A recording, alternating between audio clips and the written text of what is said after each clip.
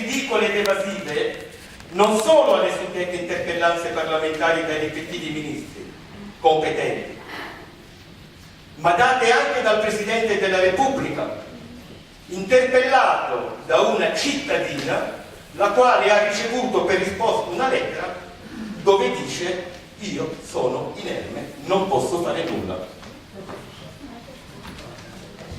Andiamo avanti. Allora, continuiamo con questi interrogativi che prima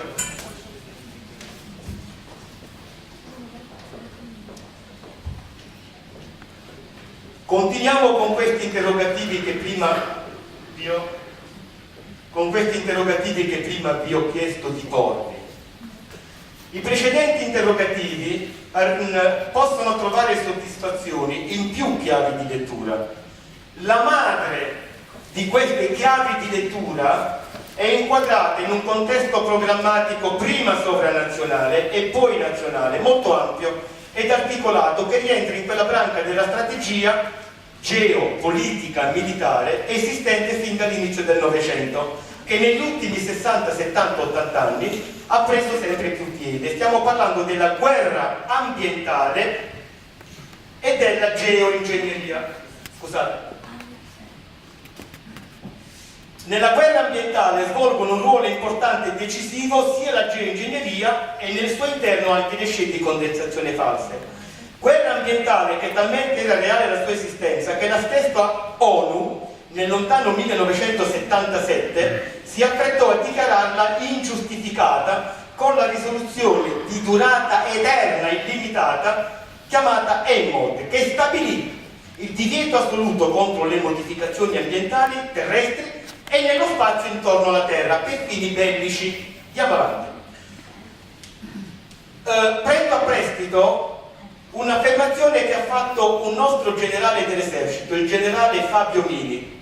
Siamo in un'epoca, per fortuna e per grazia di Dio, in cui le componenti, le pochissime parti sane, giornalistiche, militari e di informazione, si fanno avanti per dire qualcosa di serio. Cosa dice questo generale Fabio Mini? Che cos'è la guerra ambientale?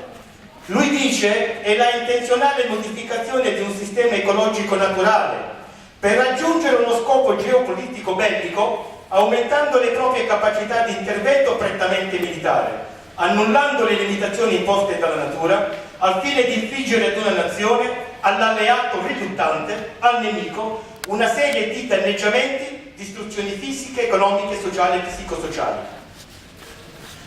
Alla vostra sinistra c'è la fotografia del generale Fabio Mini, che chiunque di voi può andare su internet, c'è un curriculum da fare invidia, chiunque di voi può andarlo a leggere.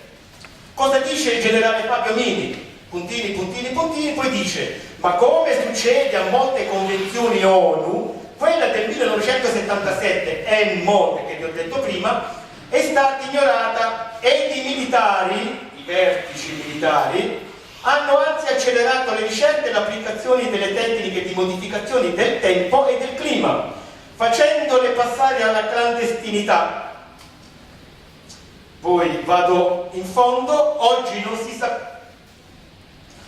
si sa più dove dirida la ricerca e come si orientino le nuove armi. Ora, questo non lo dice un fesso qualsiasi, lo dice un generale del nostro esercito. E quando capita, quelle poche volte che capita, che i militari o il militare parla, sarebbe bene ascoltarlo, se non altro perché possiedono le armi. Andiamo avanti. La geoingegneria, in cui giocano un ruolo fondamentale le scie chimiche, è una realtà talmente vera che negli ultimi tempi sta portando sempre più, come dicevo prima, le poche componenti sane a farsi avanti. La si può sommariamente suddividere questa geoingegneria in tre campi: immagazzinare e smaltire l'anidride carbonica che provoca il surriscaldamento globale, numerosi e diversificati interventi chimici, fisici, energetici, atmosferici, geologici e spaziali, tra cui c'è l'albedo terrestre, che è la riflessione della luce che proviene appunto dal Sole, per poter diminuire la temperatura sul pianeta. E tutto dovrebbe essere ufficialmente finalizzato a contrastare il global warming, cioè il surriscaldamento globale. Ma la geoingegneria con le scie chimiche è principalmente, e questo ricordatevelo, è principalmente una scienza militare che nulla, poco ha a che vedere con il surriscaldamento della Terra e il suo raffreddamento. Vi sono almeno 4 nazioni, Stati Uniti, Russia, Cina e Israele, che possiedono la tecnologia e l'organizzazione per l'innesco e la modifica dei fenomeni atmosferici, dei fenomeni geologici e dei fenomeni spaziali intorno alla Terra. Questo è un documento dell'aviazione militare degli Stati Uniti d'America, edito nel 1996. Nel 1996 l'aeronautica militare degli Stati Uniti ha prodotto una numerosa cospicua documentazione variegata, tra cui questo documento che voi potete trovare dovunque se avete voglia di andare a spulciare, di andare a indagare, di andare a capire, quindi riflettere, pensare.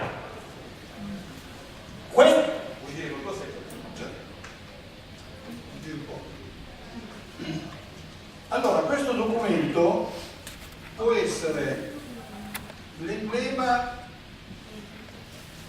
di quello che ci può essere fatto come capo d'accusa di essere noi a terrorizzare la popolazione e non questi signori.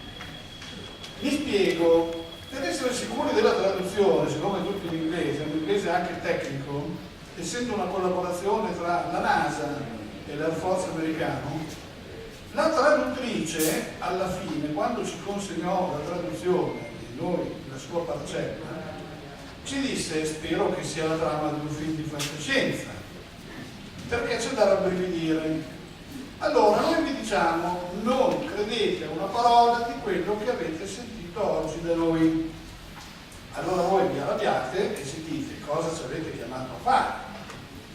Diciamo: andate a casa, prendetevi il titolo di questo articolo, andate, che vedete il titolo in inglese, guardate il titolo, andate su internet, lo trovate, se sapete l'inglese ve lo traducete da soli, oppure digitate solamente Air Force 2025 e lì troverete tutto il ben di Dio che volete. Ma non suggerire troppo, dopo deve essere troppo facile. Un po' di impegno. Allora, voi ve lo andate a vedere e poi vi ricorderete di quello che adesso in sintesi diciamo. Allora, aspetta, altra domanda. Ma se fosse vero, perché l'avrebbero pubblicato? C'è una spiegazione? No, lo dico io prima.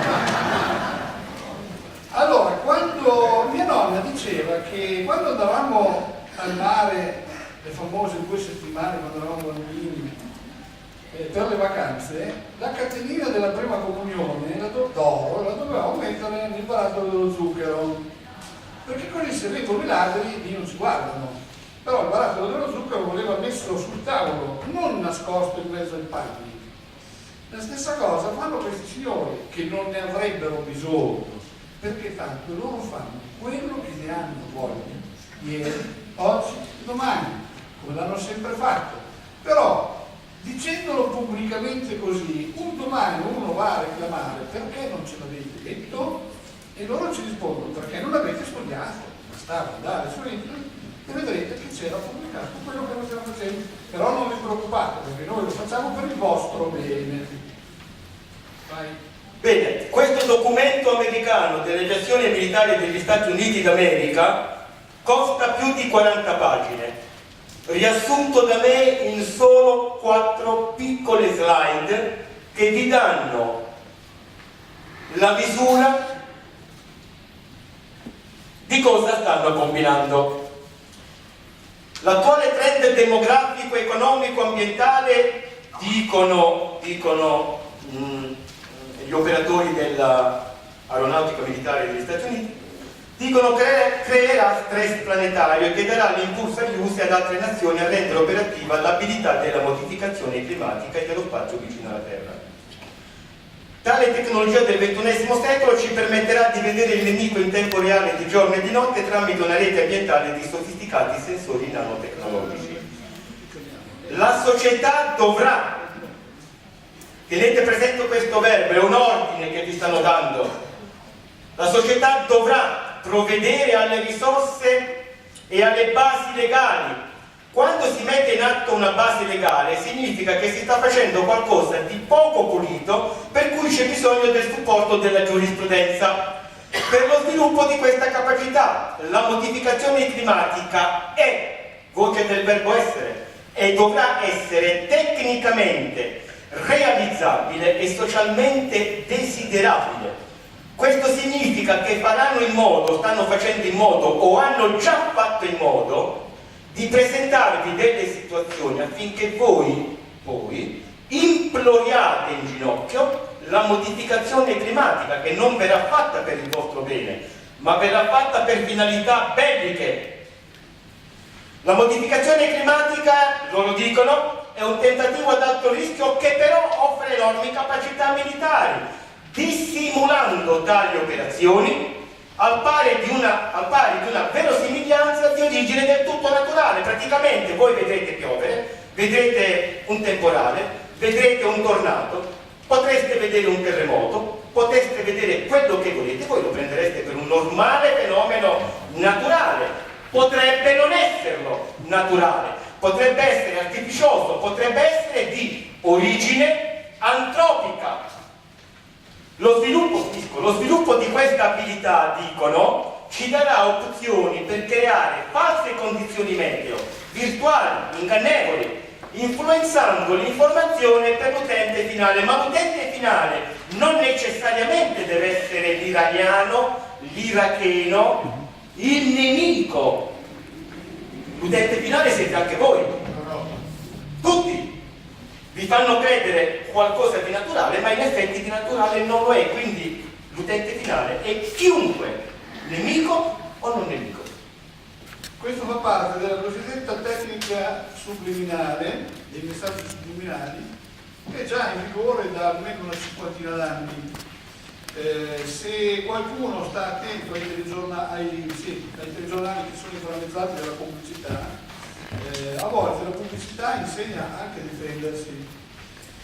Regolarmente, provare per credere, quando molti restaurants farmaceutiche mettono sul mercato delle banalità che si prendono infatti in farmacia senza ricetta, non so, la caramella che si scioglie da sola, la caramella che quando si scioglie canta, l'antireumatico che quando scende fa del bene, eccetera, senza ricetta, andate un po' in farmacia il giorno dopo a vedere se c'è. Non ci risulta, come la mafia dicono, no? Un tale sindaco di Mesaglia gli hanno chiesto l'altro giorno, ma la mafia non ci risulta. Mica detto che non c'è, come non ci risulta. Poi ritornate in farmacia dopo una settimana, la vostra caramella è arrivata, veramente uguale sul punto. No. Devono creare l'aspettativa, devono creare la psicodipendenza, devono creare finalmente, è arrivata la caramella, però a me, prima di gomma è già passata. Allora la prendo e la metto lì, probabilmente me ne dimenticherò.